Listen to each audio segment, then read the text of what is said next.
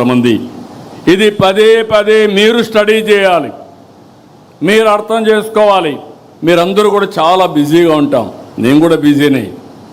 కానీ వీడికి వచ్చినప్పుడు నేను ఏం మాట్లాడాలని ఆలోచించుకొని వచ్చా, కానీ మీరు అది కూడా ఆలోచించకుండా మాట్లాడతారు.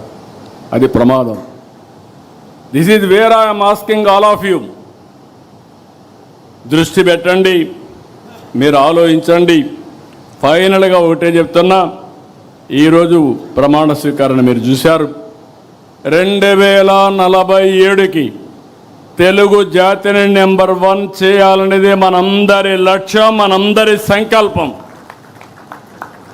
అది ఒక్క తెలుగుదేశం పార్టీతోనే సాధ్యం. మళ్ళీ మళ్ళీ ఇక్కడ విజ్ఞప్తి చేస్తున్నాం, మీ అందరికీ కూడా చెప్తున్నాను.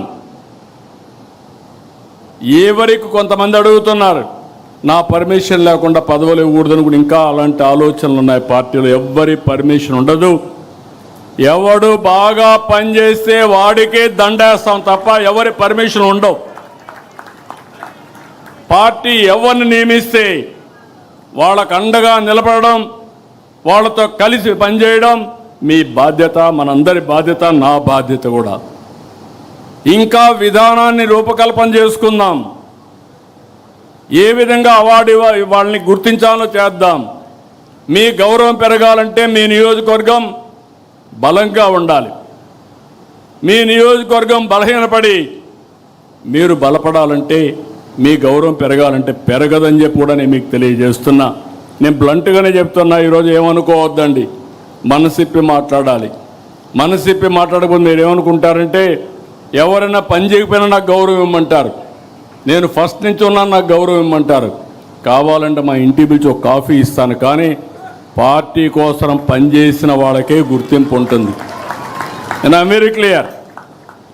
నా ఫ్రెండ్ అయినా లేకుండా నా ఇంట్లో దగ్గరగా ఉన్న, రేపు ఎవరైనా సరే వేదిక పైన ఉండేవాళ్ళు కానీ కింద ఉండేవాళ్ళు కానీ అందరికీ ఒకటే రూల్ వర్తిస్తుంది.